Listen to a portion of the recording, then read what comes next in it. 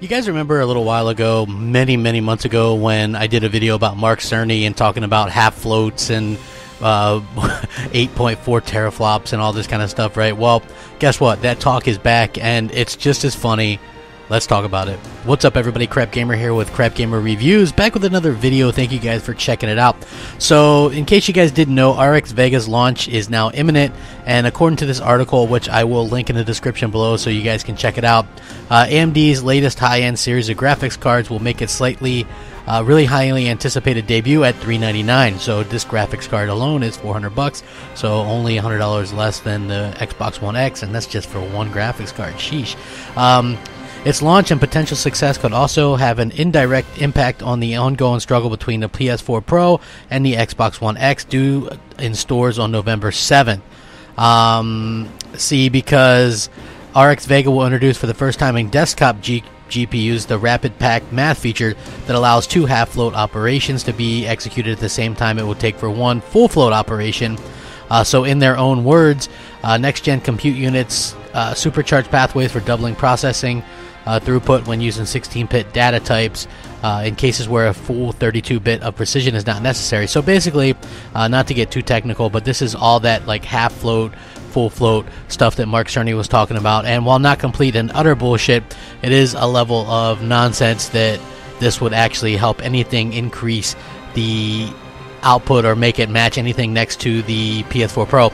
So just ahead of the PS4 Pro launch, system architect Mark Cerny revealed that the console would include a couple features from AMD's future roadmap. One of these is what AMD is now calling Rapid Pack Math. At the time, Cerny said it had the potential to radically increase performance, basically their version of secret sauce. A few AMD roadmap features are appearing for the first time in the PS4 Pro, he said. One of the features appearing for the first time is the handling of 16-bit variables. It's possible to perform two 16-bit operations at a time instead of one 32-bit operation. In other words, at full floats we have 4.2 teraflops. With half floats, it's now double that, which is to say 8.4 teraflops in 16-bit computation. This has the potential to radically increase performance. Talking to other game developers, they get the same response. Interestingly enough, Microsoft didn't opt to add this particular feature onto the Xbox One X custom design. Perhaps they decided that it was not needed with extra memory and GPU power. Also, this is a feature the developers would have to put time into researching and implementing, which is something that many third-party developers would choose to skip. However, things get more interesting when AMD revealed last week that Wolfenstein 2, The New Colossus, and Far Cry 5, two of the most anticipated first-person shooters due in the upcoming months, will support Rapid Pack Math. You can watch, and they actually have a video with the guy talking about it there. This is important since now we'll be able to use this on PC. More game developers could be encouraged to use this, PlayStation 4 Pro included. It's important to note that this won't be enough to completely close the performance gap with the Xbox One X, since it's simply too wide, and FP16 operations cannot be used in every instance.